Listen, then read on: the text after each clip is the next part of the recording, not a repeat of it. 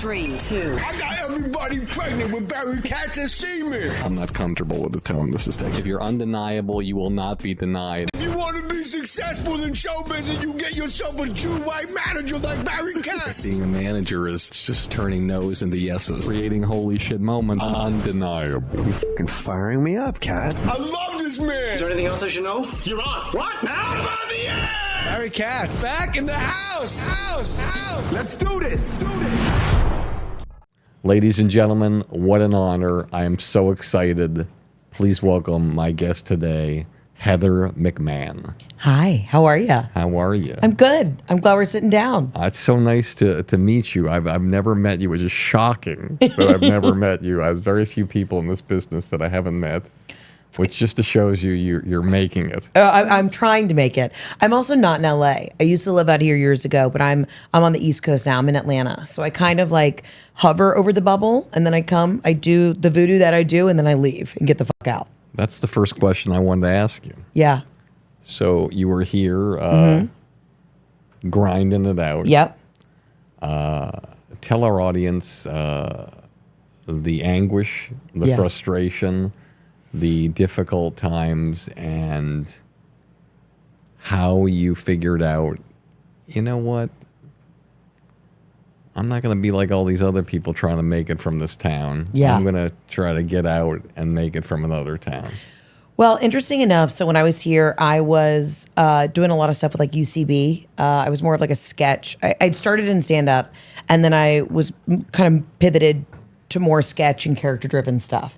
And then I had my old writing partner. We had like a two-woman show, and we would do, put on wigs and do our shit.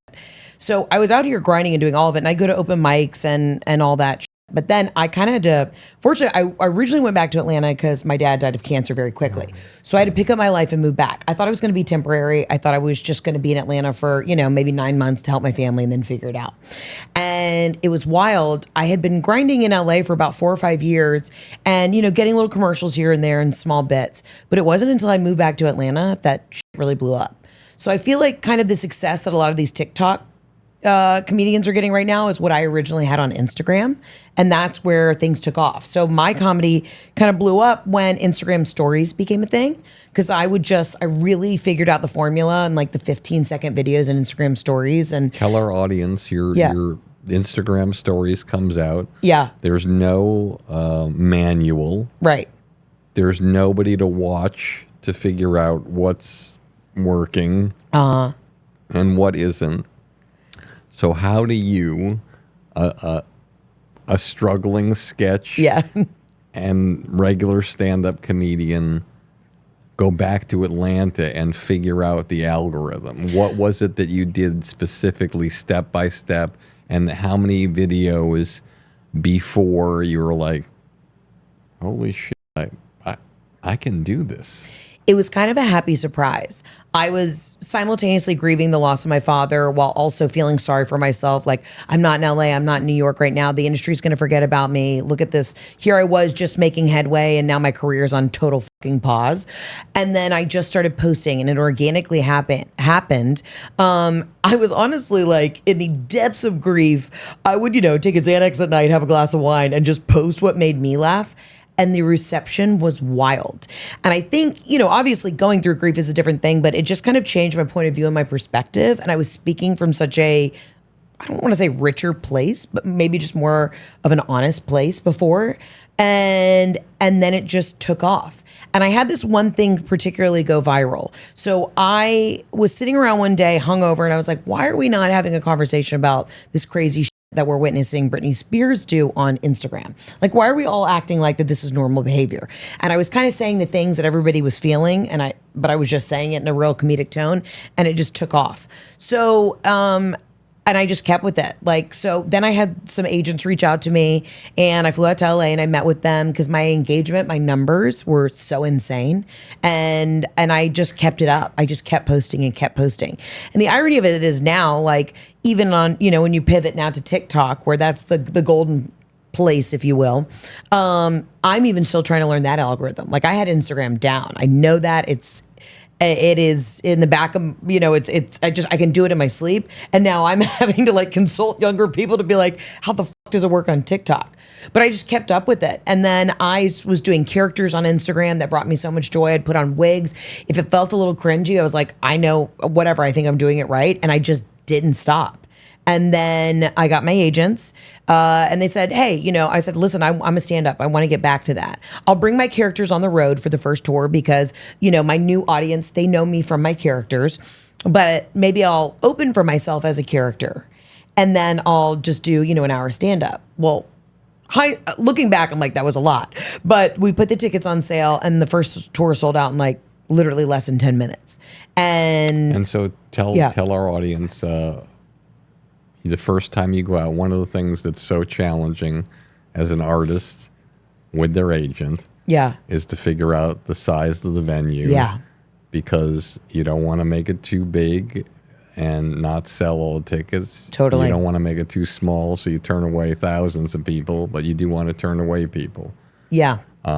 So how did you and your personal appearance agent, who is that? Well, no, it was my touring agent. So Jackie Kanabi over at UTA. Jackie Kanabi, who lives in the Midwest. Yes, she lives on a farm in Nebraska. So here's an interesting thing for you. I've known her my whole career. Yeah, Jackie's the best. And this is fascinating. You chose an agent who mirrored what you did. Yeah, I know. Got the fuck out. She got the fuck out, and she was so valuable as an agent that the agency actually let her do it. Yeah. Can you imagine you're running a company and you're like, hey, I'll do your job, but I got to do it from Iowa or wherever she is. She's in Nebraska. And the crazy thing is, so because she lives, her husband's, a farmer and he runs this like family empire of farming.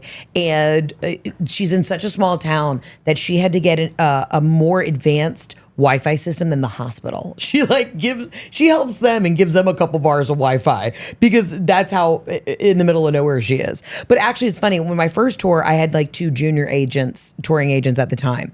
And then obviously once they saw the success of the tour, they kind of move you up through the agency.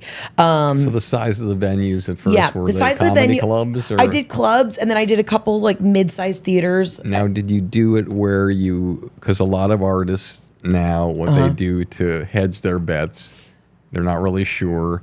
They take the one night at the comedy club, the big comedy clubs that are between 300 and 600 seats. And they take the one night and they get a percentage of the door versus the guarantee, and they bet on themselves. And it's like a little tiny theater date, but it's not a theater, so they get the club promotion as well. Did you do that or did you do something differently? Honestly, I don't really remember all the terms of the deal. That's the business side of me being like, I probably should have looked at that.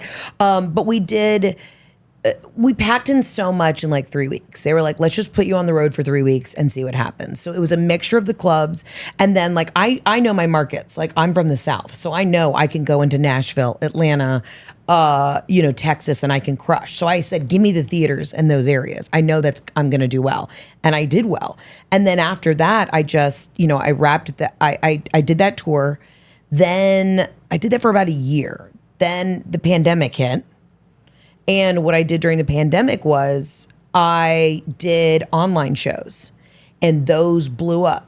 And the interesting thing was my agents were like, well, let's put it at a cap, like a couple hundred people can sign up. And I said, no, let's open it up to everybody. Why would we not? And we had something like 40,000 people tune in. And I would kind of do like a late night show. I did 2 or 3 of them during the pandemic. And then people found me again, mom sitting at home, dealing with their family. And I was just like the safe space for them to bitch. And I'm saying all the things that women are feeling. My audience is strongly female. And then, I'm getting so many more guys coming to the shows because I can also speak to them. But I just leaned into it. And so that was a huge boost. So then I wrapped up that tour after the pandemic. And then immediately, because I'd already written so much during the pandemic, I immediately went and did a totally different tour after I'd shot that special. So I just kind of kept it going immediately. Yeah. You had a new hour immediately. Yeah, because I was sitting at home writing, but I had to finish the first tour. And then I was like, all right, I know I'm going to shoot because I still hadn't shot my special yet. So I said, all right, after the, however, we took a year off from the pandemic. I went back for like 2 months, worked on that material from, the year before, tightened it up, shot the special, and then immediately after I shot the special, a week later, I was back on the road with the new hour. Self-produced the special. Yeah, I self-produced the and put special. it on YouTube. No, the first one we sent to Netflix, and it was a big success. It was great. And then so my second special is about to come out, but I shot that in Atlanta at the Fox Theater, which is like my home spot. I shot that a year ago. Now it's coming out next week on Hulu. Got it. Yeah. But here's the thing. A lot of times in the advice that I give, like other comics, I never waited around for anybody. I just kept making it. If you build it, they will come. And listen, a lot of, I kind of had to like prove my way when I came out to LA and I was doing different clubs and stuff, because a lot of people are like, oh, she's from the internet. Well, no, everybody's from the fucking internet. But I had the stand-up background. I had already been doing it. I just wasn't in a weird kind of family unfortunate situation where I had to remove myself from the industry for a little bit to take care of shit. And so, it took a minute for some people to be like, okay, whatever, she's just some girl from the internet. I'm like, no, I'm a stand-up. I just, happen to live in Atlanta for a hot second. I moved back to New York with my husband, and then New York City? New York City. Yeah, we lived right in Manhattan. And I was touring all the time. And then when the pandemic hit, we moved back to Atlanta. So, and I love it. Like, Atlanta's great. When you're on the road as much as I am, I want to be in a place where I can it's got a good airport. I'm in, I'm out, and it's convenient to everything. And I want to share something with you very personal. Yeah. The very personal. So to let you know how I relate to you so much. And I think it's important for the audience to know this as well. Yeah. Tragedy is your best friend. It takes you to places where you wouldn't normally take yourself. It's almost like a person passes away and they know the only way we're going to get this person where they want to go is for us to leave this earth plane. And it's going to shake them up and they're going to do something different. So beautifully put. I was married long ago for 8 months. My wife passed away. She was 23, and I was in Boston. I thought I had like 50 comedy rooms I was booking. I mean, I had it was incredible. And as you know, if something bad happens, people come up to you, they hug you, they tell you, is there anything you can do? And it's like the negative positive. Totally. It's like they're doing something wonderful, but it just keeps reminding you. And so I got in my car and I did something that I always wanted to do, but probably didn't have the power inside to do. I drove to New York City, got an apartment, opened the comedy club there, the Boston Comedy Club. And that's where I met Chappelle and Burr and Wanda Sykes and Dane Cook and Tracy Morgan and all these people. And I never would have had so many cast members on Saturday Night Live or started a management company or met Louis C.K., who set up my comedy club from the start at 18 years old. Wow. If she hadn't died. And so, yes, it's like this horrible, awful tragedy that you're like, I can't believe somebody has to leave this earth plane. Yeah. And then the last thing being is, you look in the eyes of your children when that happens to you, and you're like, holy shit, I wouldn't have these children in that. Yeah. So, with you, the tragedy of your father is so horrifying. I mean, who can get over something like that? Yeah. But I think that changed your life and your career. 100%. So your dad kind of kicked me in the ass. Played some magic for you in a weird way. He made the ultimate sacrifice, which now you're inspiring millions and millions of men and women in many different areas. So I just want to acknowledge that I know what you've gone through. And Thank you for sharing that, truly, because, you put it so beautifully. My dad used to always say, Heather, you can't control what happens to you. You can only control your attitude. And when I was going through the grieving process, and I was, it's very woe is me, right? So you really feel sorry for yourself. You're grieving that person, but you're also like, fuck this. You know what I mean? Like, how could this happen to me? And when I started touring, so many of my dad's buddies would come to the shows in different cities, and they would come up to me afterwards and say, God, you remind me so much of your father. Just even like your physical manifestation on stage, your voice, your sense of humor. And I realized I was like, I have to carry on his sense of humor and that gift. Like I got it from my dad. So why am I not, serving him in a beautiful way to just like continue to do this? And it's been a really cool way too to kind of like connect with people from my dad's past. And I never realized how much of an impact my dad had on other people. And I was like, it's not about me anymore. Like, yeah, my job is to just bring joy, make people giggle. Life's fucking tough. It's not deeper than that. It's just I love to make people laugh in whatever aspect that is. But it did put a kick under my ass. I was like, listen, I had no fear. After my dad passed, I was like, I don't give a what anybody says. I really don't care. I'm going to go out and do what I want to do because life's short. And I still feel that way. We get hit by a bus tomorrow. Like, I don't care. I want to do what brings me joy, which is hopefully bringing other people joy. What's your biggest fear right now? My biggest fear. It's been interesting. I feel really blessed, and it's been really great the past couple of years, but you only feel as good as your last gig, right? I mean, this business is wild. And, the special's about to come out, and I'm so thrilled and I'm proud of it.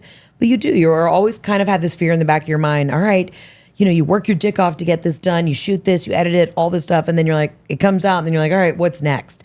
It's kind of a sense, it's not even a fear, but it's a sense of never being satisfied. And I've really been trying this year, like the last year was like, go, go, go, go, go, to the point where I really burnt myself out. And now I'm like, I really just want to like enjoy what's happening. Because again, it could all go away tomorrow. Like I don't want to look back and with any sort of resentment, even towards myself. I want to say, I enjoyed every moment. But there is always a fear in this biz. I was watching, sometimes I'll watch things over and over again from the past. And I was watching a commencement address from Steve Jobs about 20 years ago at Stanford University. And I'm paraphrasing, but he said his greatest motivation was death. Yeah. Just to get it all done the way it's supposed to get done before he's not on this earth plane anymore. That's the truth. And I feel that a lot of people around me who are wildly talented, they have too much control over everything has to be perfect. And I'm a perfectionist when it comes to my work. Like I'm a professional on the road. Like I just really take a lot of pride in what I do. But I'm also like, it's not always going to be perfect. Just fucking do it. So many people, I think, get ahead of themselves. It's like, take the first step. Just go do the open mic or go do the show or just put pen to paper. Just write it the fuck down. It's like, I think people can get in a hamster wheel of trying to perfect it before you even do it. Just do it. You'll figure it out as you go. Absolutely. And I hate to keep going back to this, but I just... No, hit it. It's so inspirational what you're talking about. And it's a hypothetical question, but... Okay. Where do you think you'd be right now if your dad was still alive? Great question. My dad never wanted me to get into comedy because he was very successful in his business. And I realized, parents are people. And I think we don't give our parents enough credit. And I had a great relationship with my dad, and I have a great relationship with my mom. But my dad never wanted me to get into comedy because he parented obviously from fear. He's like, I don't know that industry. I don't trust these people. I don't know, I don't have any leads for you. I can't help you. So I'm sure I would probably I would still be pursuing comedy because nobody could tell me no. Like that's my love. But I would probably at some point had to have gotten like a survival job, i.e. like doing real estate. My dad would call me all the time when I was in LA and he's like, I think you could sell townhouses. He's like, you'd crush it. Or he wanted me to get into pharmaceutical sales. He's like, Heather, with those tits, you could go out there, bebop around to doctor's offices and push Botox on people. He just was like, I want you to be okay. I think I would still be doing comedy, but now you see anybody can kind of put on TikTok. So I might have, become a pharmaceutical rep and then also been doing bits on TikTok. But I laugh though. I say, if nothing changed and it's still my career ended up exactly how it was when my dad was still alive, he would have been running security. He would have been running merch. He would have been on the road with me. My dad was a fucking character and so much fun. He would have just been running the empire with me. I think that's the hardest thing too, is my dad was very successful in business. And my sister, who's an attorney, we both talk about this all the time. It's so hard not to be able to pick up the phone and call him and say, I need business advice. I need dad to daughter, am I getting fucked over in this deal? And of course you trust your agents, your lawyers and all this shit. But there's something different than having that father figure to be trust this person. I don't have a good feeling about this. So I've, that's tough. It's tough. Yeah. So you have to trust your own instincts a lot more now too. I think your instincts have been pretty good. Well, thank you. I appreciate it. So let's go way, way back. Yeah. Let's talk about the family growing up. What the socioeconomic dynamic was like, and what was your first inspiration to getting in this crazy f***ed up business? I was always just a goofy, funny kid. And I say this I was a fudgy kid. I always had a quarter pound of fudge in my book bag. I was a chubby kid who was just always trying to be in tap dancing classes. And I was a class clown. I always did physical comedy. And I was the theater kid. And I just knew that this is what I always wanted to do. from the age of 6, I used to tell my parents, I want to be an actor, be in comedy. And you grew up where? I grew up in Atlanta, Georgia. So you going back to Atlanta, that's where you originally were from. Okay, yes. Got it. Okay. Yeah. So grew up in Atlanta, Georgia. When we were younger, my dad had started this company. He didn't have real wild success until I was about in high school, but we lived very comfortably. And I saw my dad kind of build his business from the ground up. And there was, listen, I grew up in a really happy family there, but you had to come to the dinner table every night with your A game, your best material. My mom's funny. My sister's super funny. My dad was hysterical. It was just a really, we could be harsh with each other and kind of cutthroat in our comedy towards each other. And that's why I think there's no producer or director or casting agent that can ever say anything to me that my own mother hasn't said to me. So I have wildly thick skin from that. We weren't coddled. But it was just I grew up in this really ridiculous family, but it was really positive. I didn't have a traumatic childhood. And so where do you find outlets to be funny in front of live audiences in Atlanta? What did you do? So the first time I ever did stand-up was actually at my high school prom. I was a junior and I roasted the senior class. And I walked off stage. I was a theater kid, so I was, doing plays and all that. So I want to know about this because I'm sure the audience does too. I'm sure, as you're aware, because most of you have been to your proms, not exactly the perfect comedy audience. No, could have gone people are so bad. People are standing. Yeah. They're dressed up uncomfortably. And they're a little drunk, and the guys are thinking of one thing, and the girls are thinking, some of them, how to stop that one thing. And so the entertainment at a prom is either a DJ or a band, which lends itself to no comedy whatsoever. Exactly. So how did you have a hand in at least setting yourself up for the roast? Did you tell the host, okay, this is what we're going to do, we're going to stop the music? Did you have the instinct to know how to at least get the room somehow together? Yes. So I went to this crazy Uber private school. And so we had a banquet before the dance. So this was at the dinner. And, they were giving out awards like Homecoming Queen and all this bullshit. But and I know from doing tons of corporate shows, this is another mistake that comedians and people make all the time. Okay, this is going to be great. We're going to have you go on. You're going to go on in between the main course and the dessert. And it's it seems like this is wonderful. They're going to be whatever.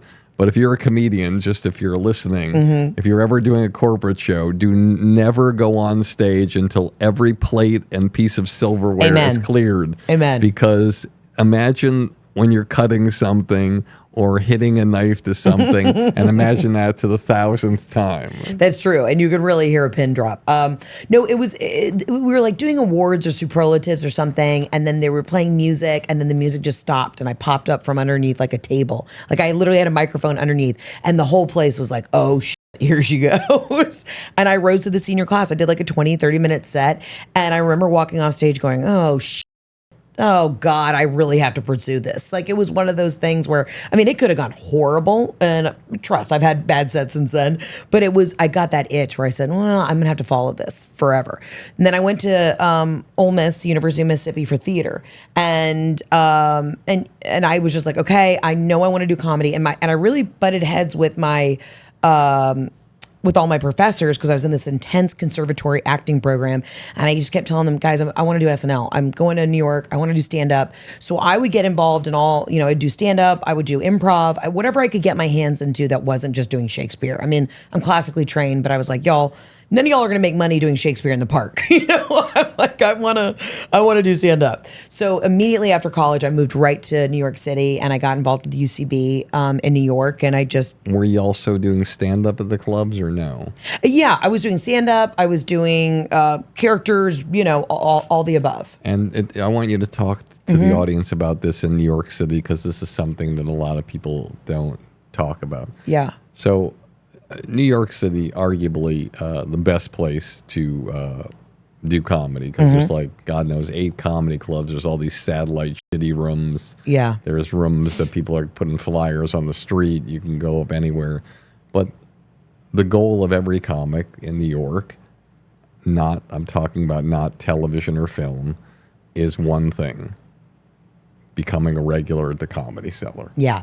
So it's this is a thing, like, it's so devastating because even though Esty as the booking person, Noam is the owner, and I've known them my whole career because my club used to be right around the corner. So they used to hate me, but I used to go and sit at that table every night and hang out with them. And they were like, what are you doing here? I'm like, hey, listen, you're like, I'm just here. Chappelle is working here. Right. But it's weird because now they're booking like, I think between 70 and 100 shows a week in all these clubs. They're opening a new club, a 4th club, where the McDonald's used to be at 6th Avenue and 3rd.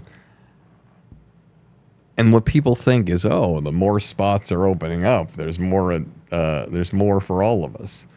But these bookers, especially like Esty, it's their house, and it's like, they invite who they want to be at their house, and if they don't want you to be a guest in their house, no matter how great you are or how wonderful you are, you're a Nobel laureate, you're not getting in until you can figure out a way to make them feel safe. And there's people working at the club.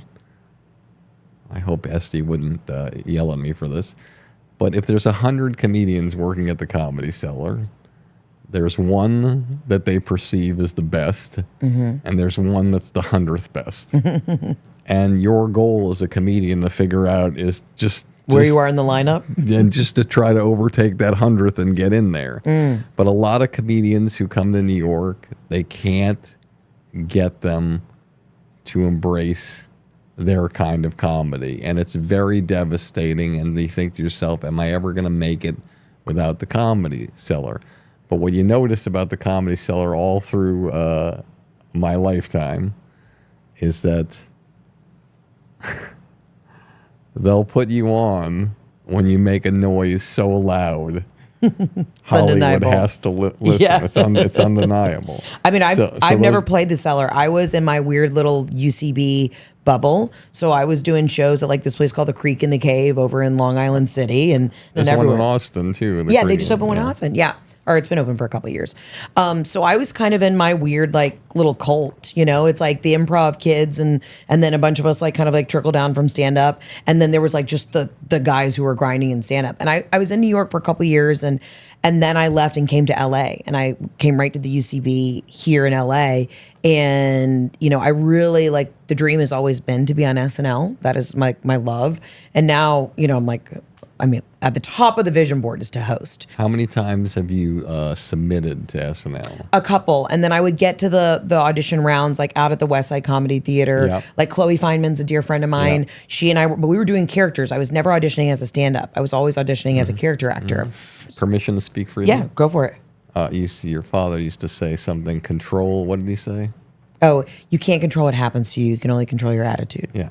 Yeah. So couldn't you have gone in with an attitude that they didn't know you were doing at the West Side Theater, where the first 2 minutes of your audition was stand-up and then it went into the characters? Oh, yes. I definitely think looking back, I should have done different auditions differently. And I'll be honest with you. I'm a great performer. I'm not a great auditioner. Even when I audition for television shows, or I don't know why, I'm like, just put me on set. And of course, I would love to be in the position where I'm just getting calls, like straight offers. I still, unfortunately, with a lot of acting gigs, still have to put myself on tape. And it's not my strongest suit. Like in a room, that's hard for me. But like performing when it's just my show, I'm like, I'm going to fucking crush. Now I'm going to go toe to toe with you. You don't mind if I do? You're one of the most powerful people I've met in this chair. Oh my God. Okay. Thank you. All right. I don't believe that, but thank you. That's your winning formula telling me you don't believe it, but you do believe it and you know it. So everything that you want to do normally, most everything, you do it and you make it work. Yeah. Everything. So you verbalize this, don't get mad at me, this negative thing like, I'm not a good auditioner. You're right. I'm not a good auditioner. I'm not a good auditioner. I'm a great person on Instagram. I'm a great person on TikTok, but I got to relearn it. I'm great at doing my live shows. I'm great at my hour specials. Yeah. I'm great at my podcast. Yeah. I'm not a great auditioner.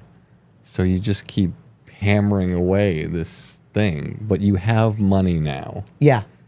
And so if I told you, you're going to roll your eyes here, and some of the audience is going to roll their eyes because I say this a little too often, but let's say let's say you don't audition that much, or you don't get that many auditions, or let's say you don't book that many things. And I told you that your family was being held hostage Okay. until you booked your next acting gig. Do you think you'd book your next acting gig quicker? I kind of feel like that's how it's been right now. I do feel that way because you know who I do my self-tapes with? In my basement with my husband or my mom. And I'm literally like, I am being held hostage in my own fucking home. They're holding me hostage. They're like, book this fucking movie so that we can be on set with Adam Sandler. And I'm like, I'm fucking trying. Yeah, so this is a suggestion I have, and you can take it for what it's worth. I listen, I love an action step. Right. I'm an action step person. Right. So I'm ready for this, And Barry. I'm telling you this because you have money. Okay, yes. A lot of people who don't have money can't do this. Okay. So you're closer to New York. Hey, casting directors. You're closer to New York. There's the godfather of all acting coaches and gurus, Larry Moss. Larry Moss. All right, I'm writing it down. Charges probably, God knows, $500 an hour, $600 an hour, whatever it is. That's what my physical therapist charges me to cup and needle my back. Yeah. So there's that there, and so when you have an audition, and if he will work, I don't know who he's working with now. I mean, he works with DiCaprio and so many different people, but the thing is that if you work on your material with guidance from him, and then right before your self-tape or while you're doing your self-tape, you work with him the hour before, and then you put yourself on tape with him. Or if you want to do remotely, there's an amazing woman here who's incredible, Leslie Kahn. Oh, yeah, everyone's taking with Leslie. Yeah. And so, again, right before you're doing until you press record on the thing, and she'll tell you which take to send in. Yeah. And the thing is, it's all lottery balls in that glass hopper. Totally. Okay, so when you're auditioning for something, there's a lot of people trying to take you down. and you don't know who they are. It's like the Hunger Games and Squid Game. This is the thing. I'm at the point where I do know who they are. It's always myself and the same 3 broad-shouldered blonde bitches that are always booking. It's like she's a great comedic actress, Jillian Bell. I just call my agent and I go, listen, if Jillian Bell's already booked it, I'm on the road right now. If I don't have to do an audition tape at a Ritz-Carlton in Philly, I won't, because she's probably already booked it. I mean, listen, I love this. I do need to change my perspective about it. But the interesting thing was, so I've sold a bunch of TV shows because I would basically then just write the script, because I'm kind of this like anomaly in a little bit of a way where I'm, I would always play like the best friend or the funny best friend, the crazy best friend. But I would just I sold a show to Peacock. I sold a show to NBC. We just sold a show to 20th Century that we're taking out right now. Where I just was like, well, fuck it. I'm just going to write my own shit and my own roles. That was my second suggestion to you. Yeah. But not the way you're doing it. But it's great the way you're doing it. Yeah. It's a great ego boost But I'll take the lessons. I would love an audition coach, because that is like 90% of it. It's tough. It's just you send in these tapes. You either never hear back. Or you're like, well, they went with such and such. Like I'm at the point where it's like 2 other girls in my agency. We're all going for the same shit. But I guess that right now in my career, it's as a stand-up, you're always talking about yourself. You're always writing your shit. I'm such a creator. It would be nice to like play something that somebody else wrote, like be able to go in, create this little world, and then just like bounce from it. But you know what else would be good? What? And what I think you could do. Okay, tell me. I love this. Tremendously. Again, because you have a little bit of money. Yeah. Okay. You can find a great young producer, director, person that you can work with, and you can cast and shoot your own pilot and act in your own pilot. Yeah. And now you've written, maybe you're directing it. Yeah. You're producing it, definitely. You're starring in it. Right. And then that's your Louis. That's your thing that you've made yourself. And then when you go to pitch, you're like, hey, motherfuckers, I don't, I know you want to have your fingerprints on everything, but right. Here is what I did, and it's extraordinary. And look what a great actress I am. And then you cut up all those clips, and you've done the takes. You can do, this is what's great about acting.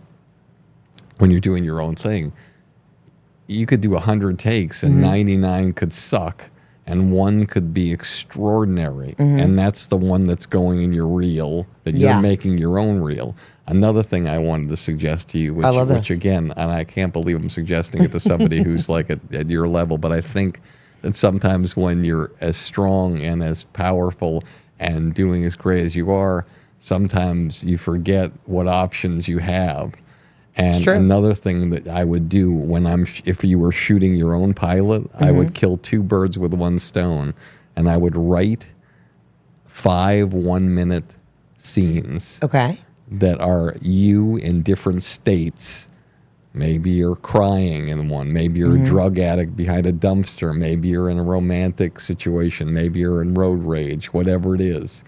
And you take that crew, and then you cast your friends in it, and you shoot 5 separate 1-minute scenes that look like film and television shows. Yeah. Only you created them. No one knows. Right. You put your reel together that's like undeniable. And then when somebody wants, say, hey, we auditioned for this or whatever, you want to put yourself on tape, you send this thing in. It's like, take this motherfucker. Yeah. I love that. And so, because you have the resources now, a lot of people don't have the resources to do stuff like this. So I think that will really... it's great advice. I appreciate that. Whatever. I know you didn't ask me. No, again, I'm an action steps person. Hey everybody, it's Barry Katz, and I wanted to talk to you about Blueprint for Success. This is a community that I put together during the pandemic to help all artists of every walk of life in the entertainment business, no matter where you are in that part of this journey. It's designed to help you. There are podcasts with people that will inspire you, like Kevin Hart, Judd Apatow, Bill Burr, that you can't find anywhere else but on this program that I've interviewed, to times where we get to talk to executives in the business that you would never have access to tell you what you need to hear and to answer your questions.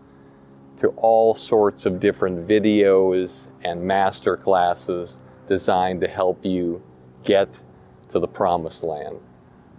That's what the blueprint for success is. Doesn't matter whether you want to be a stand-up comedian, a sketch performer, a podcaster, an actor, an actress, director, writer, social media person, whatever you want to be. I've been doing this for 40 years.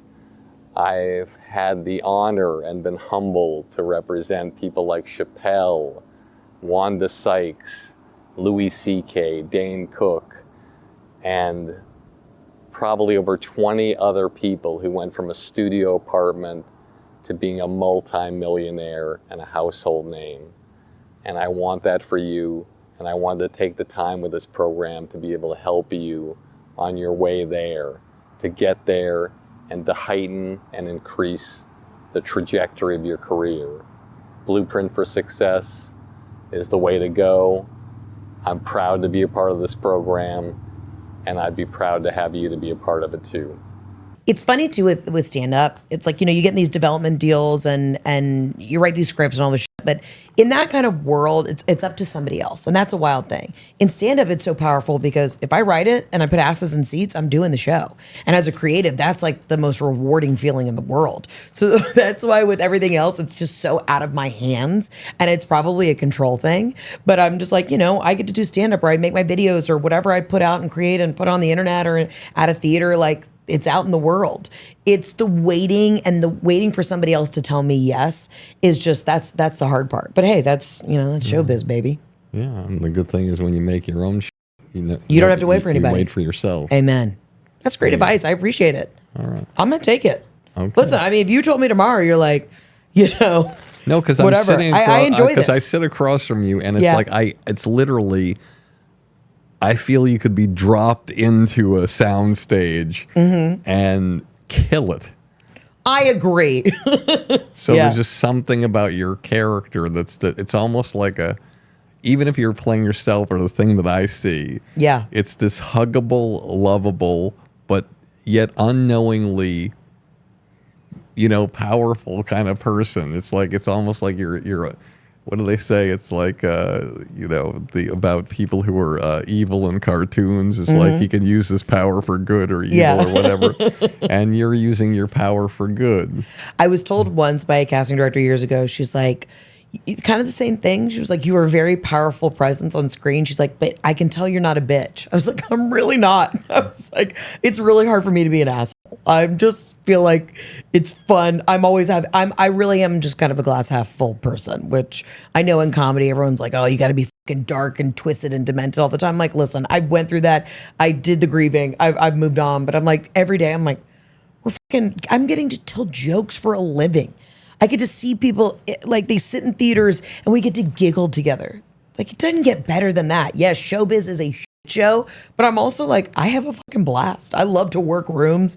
I love to go in a network. I love to go to all the industry bullshit because I also get to remove myself. I'm literally like, what's up? Let me razzle dazzle y'all, and then I'm getting the fuck out and going to like hang out at my country club in Atlanta and play golf and not have to deal with any of this bullshit, I wanted to ask you about something that very few people talk about. Okay, hit me. In our lives, we're told from when we're growing up, hey, listen, you got to meet that special person. Right. You got to fall in love. Right. You got to have children. You got to live your life together till death do us part.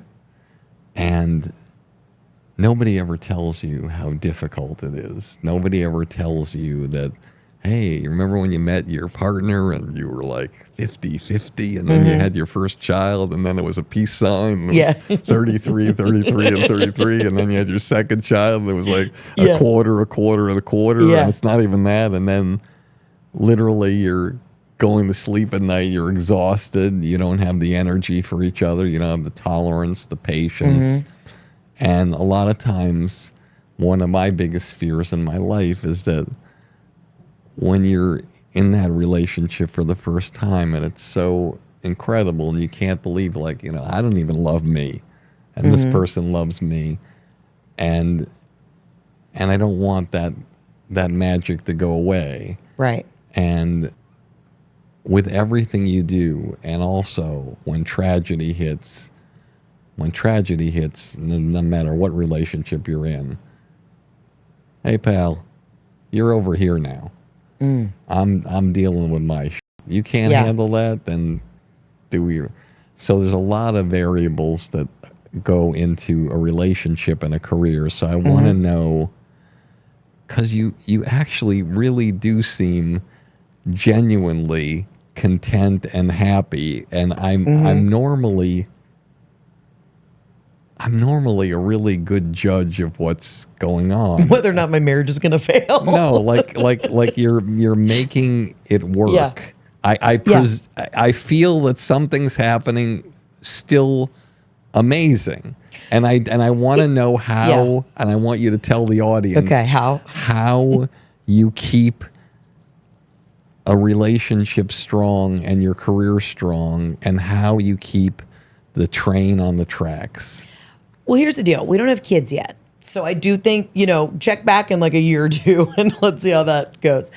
I saw something really interesting on the internet. This woman said, however your partner reacts when you lose a parent, that's how you're going to know if you've got a good one, because we're all at this stage, right? We're all in kind of these sandwich years, as they call it, where we're taking care of our parents. We're also, starting to have kids or taking care of children.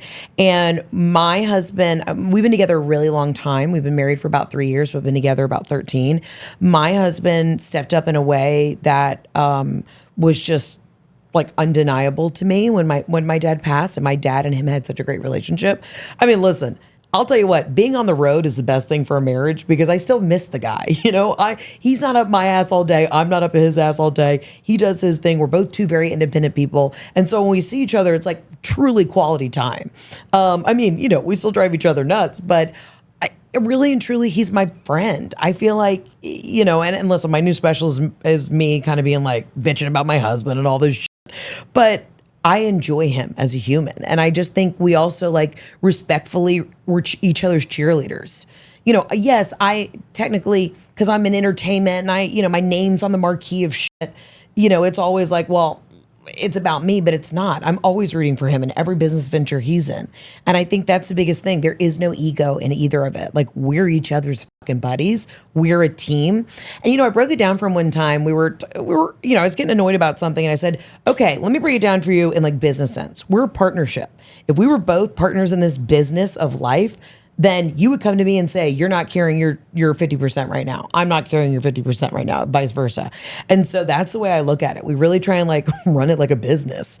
And then you're not resentful towards each other. You're like, I need you to meet me halfway, or, I need you to pick up more of the slack right now while I'm on the road and I'm exhausted and I'm doing X, Y, Z. And that's just kind of how we've dealt with it. Again, we don't have kids. Check back in and I might be like, this fucker.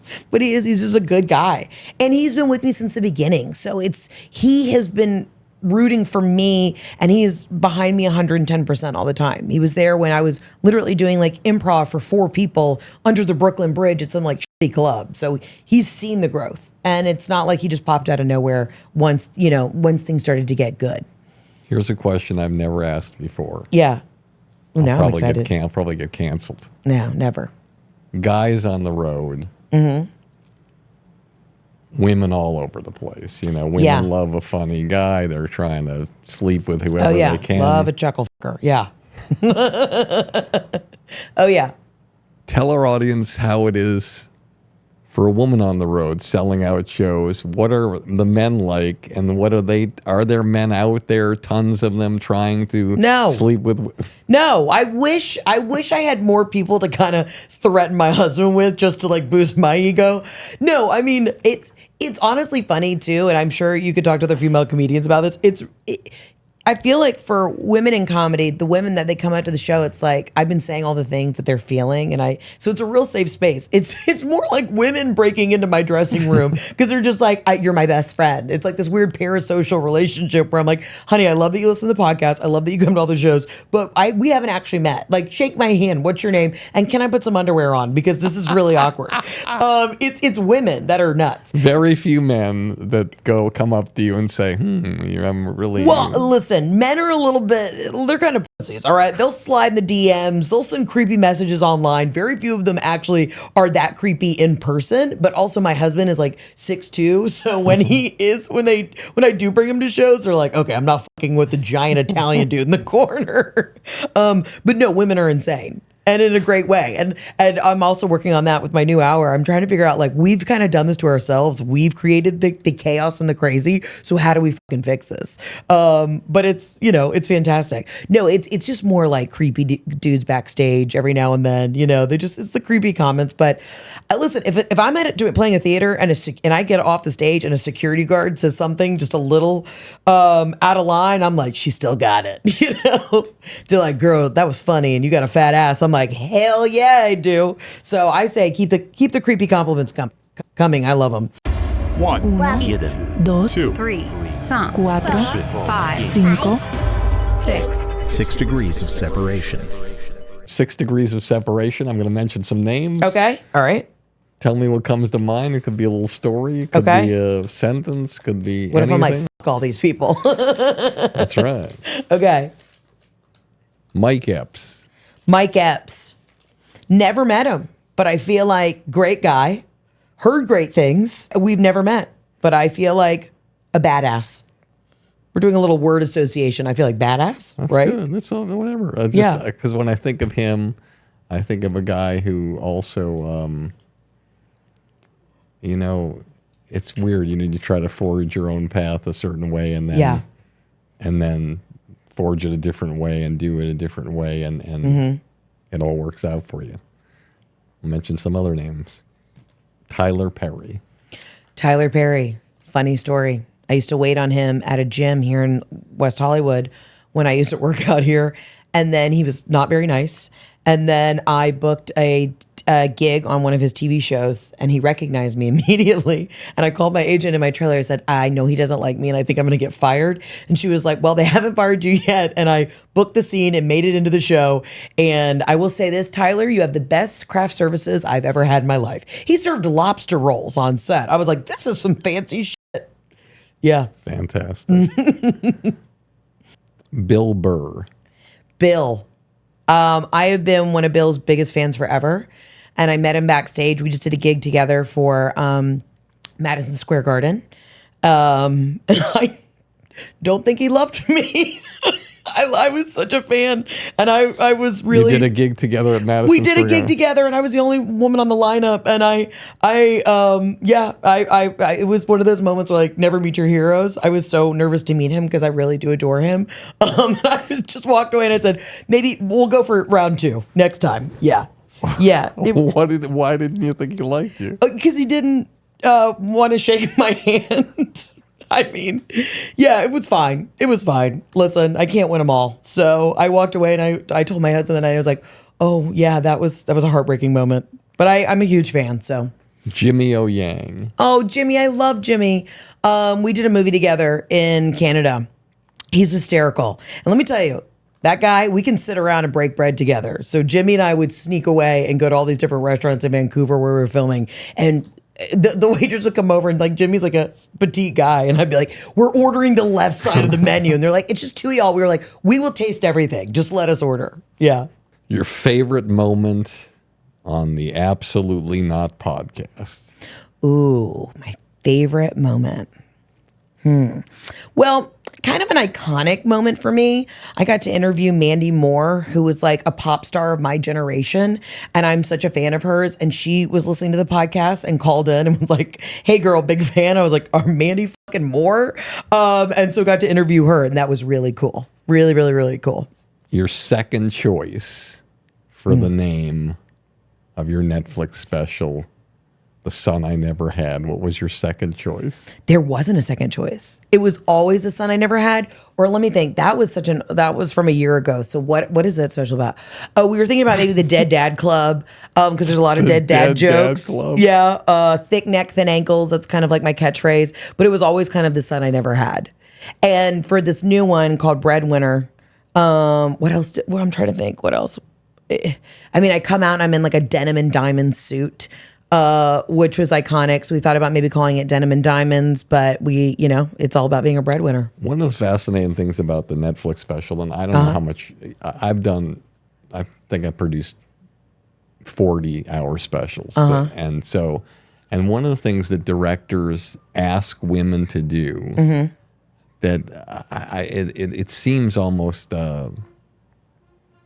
sexist is they ask women to pull their hair back so you can see the expression on their face and the whole thing, and don't have their hair down like they normally do.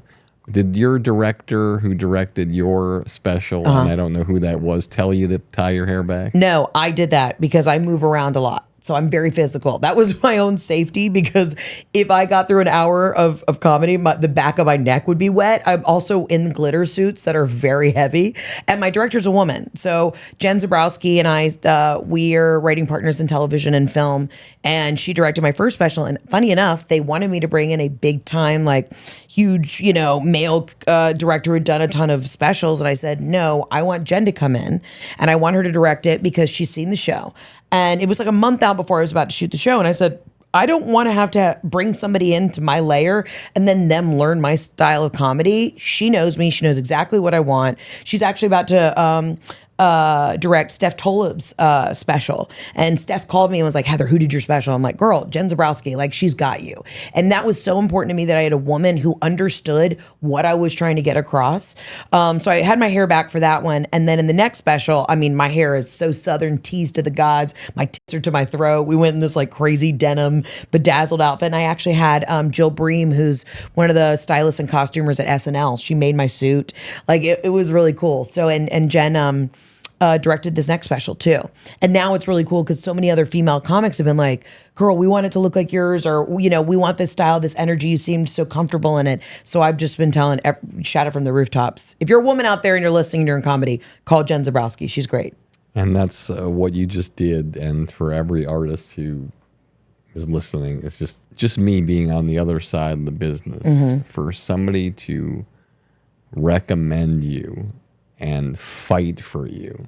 Yeah. When other people more powerful with more money are trying to tell you to get rid of that person, and you fight hard, and there's no greater feeling, for me as a manager or TV and film producer. I remember when I did Last Comic Standing, I think I did like 5 years, and they tried to fire me after the 5th year of the contract because there was an extension or something. Right. And Peter Engel, who created morning television with Saved by the Bell, went in and he said, "No, you're not getting rid of Barry. He's the voice of the comics. You're not getting rid of him. I won't have anybody to." And so to know that this legendary guy fought for me, and then Jay Moore fought for me, that means something. Or just when your publicist says, Heather, this is a good one for you to do. That means that the last one I did with her, or whoever it was, they were like happy. And so that's a great thing. I fight for my people too. Cause I also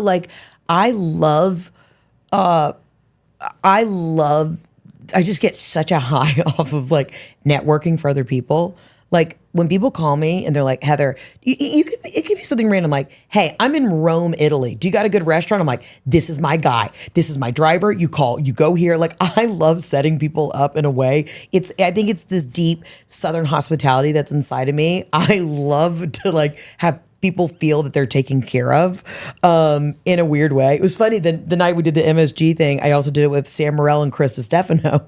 Those are my guys. Oh my God. And I was like, hey guys, I rented a bar a couple blocks down, apps drinks on me afterwards, because I just love like camaraderie. I'm a Southern like housewife who's just like, y'all come over, I have pimento cheese and snacks. And they were like, for real? I was like, yeah. So we all had drinks and had a good time. And I'm like, it's innate in me. So I'm like, okay, what are you trying to do? All right, you want to do the special? Do you need a lighting guy? I got this guy. It really is just like, I like to see people enjoy each other and thrive and have a good time. There's like really, truly no ego in it for me.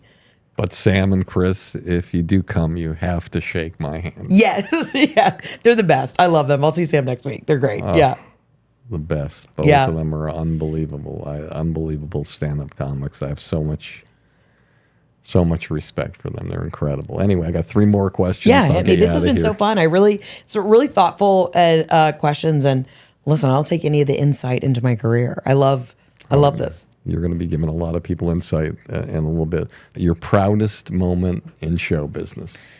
Proudest moment in showbiz was walking out on the stage at Radio City to a sold out show.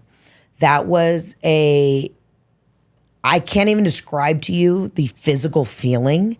I kind of came up, they have the stage that is an elevator. And so I came up from the bottom of the belly of the beast of Radio City and came out onto that stage and looked out. And I was like, this is, how the fuck am I here? And it was one of the best nights of my life. Incredible. So far, that was just like the coolest moment. Incredible. And for those of you listening who are artists and agents and managers, there's some gigs you do for the money and some gigs you do for the respect. Yeah. And so when you do Radio City Music Hall in New York City, there are tons of venues that are way less expensive where Heather would have made so much more money. Yeah, you do see the breakdown and you go, oh, shit. It's like, but you do the play. Madison Square Garden, when I was working with Dane Cook, we did 2 shows in one night twice. You talk about social media. I'm blessed that I was the first person to be the person that did social media. It was incredible.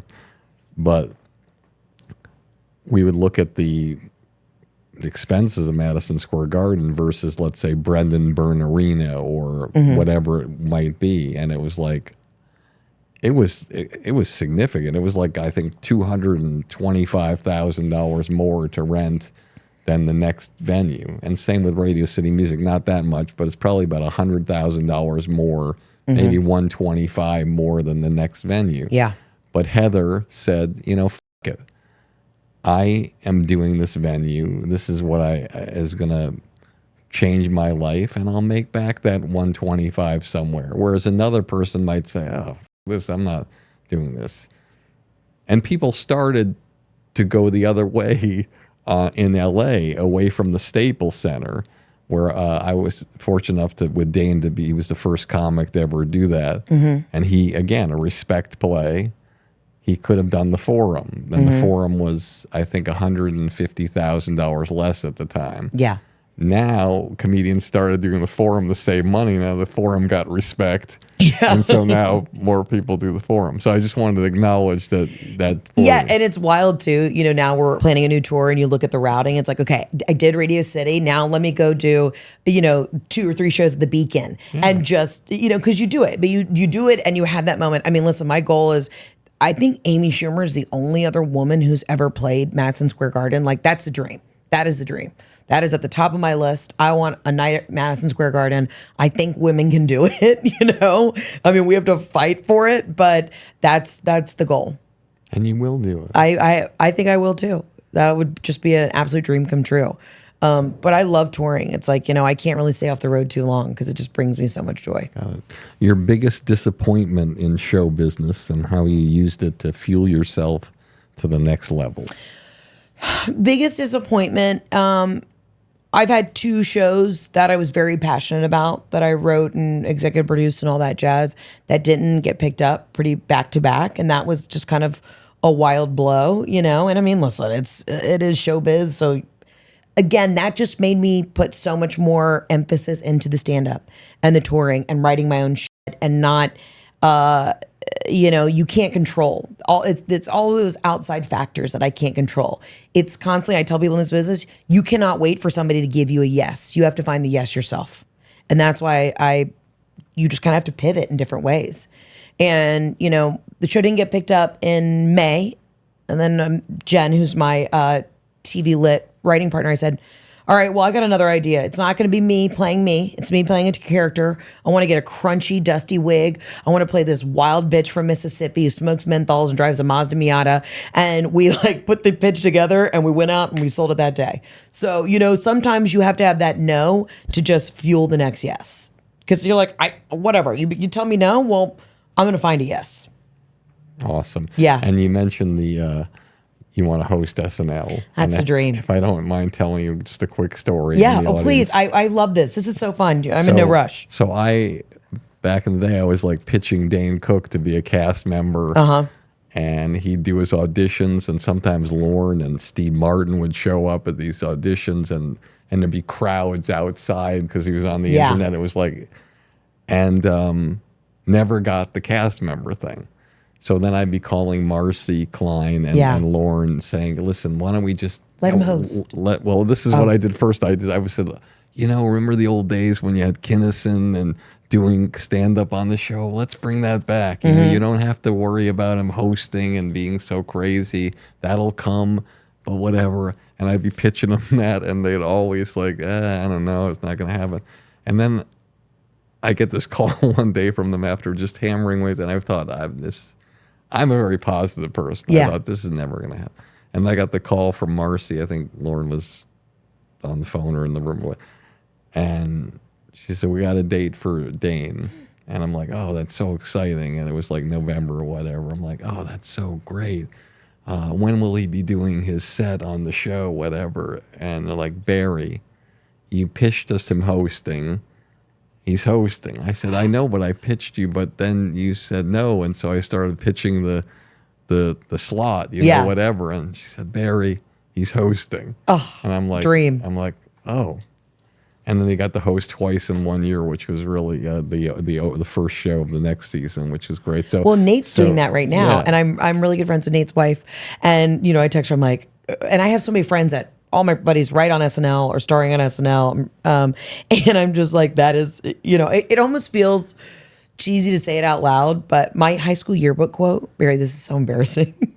And also maybe just manifesting my entire life. I've written shit down and I just make it happen. Was live from New York at Saturday night with my little high school senior pick, because that's it. All I want to say in my life is, we got a great show for you. Stick around. We'll be right back. And they haven't had a lot of stand-ups host in quite some time. And Nate did it, and then Shane did it. And I'm like, all right, let's get some female stand-ups. Like I can carry a show. I came from the world of sketch. Give me a wig. I told my girlfriend Rosebud, who's a writer on there, I said, Rosebud, this will be the easiest week of work for y'all. Rosebud Baker. Rosebud Baker, the best. She's so fantastic, an incredible stand-up and writer. I told her, I said, Rosebud, the sketch is already written. I show up with my own impressions. I have my costumes. Nobody has to work. I'll just show up, give you guys scripts. You punch them up. It'll be easy. This is my dream. But it was always to be on SNL, and now my team's like, fuck it, let's wait and let's host. So that's the dream. I'm putting that out in the atmosphere. Last question. Yeah. What advice do you have for the young comedian who's gutting it out here in Los Angeles or anywhere in the country, trying to make things work, living on Kraft macaroni and cheese and Starbucks, and then maybe goes through a tragedy in her life, and how do they put all the pieces together and have the kind of extraordinary career that you're having? I would say, one, live off Chipotle. It's a little bit more expensive, but you can get like 3 meals out of it, because that's what I used to do. Just listen, you cannot control what's going to happen to you in life, but again, you can only pivot and control how you react to things. Only speak from your point of view and perspective. Don't try and be anybody else in this business. You are unique for a reason. And just go out there and fucking kill it and make your own shit. Find other friends in the business. You guys can make shit together, and don't get sucked into the beast. Stay true to who you are, and be good to people and help each other out.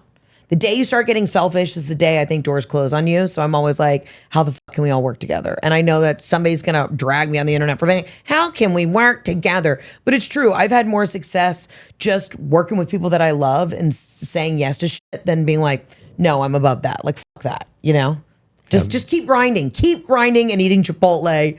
And if your whole family dies, it'll be the best material you've ever written. It's so funny, Barry. I'm like actually genuinely trying to give advice, but I'm also like, if the whole family dies, you got a great solid hour. All right. That's a Mark Twain award right there.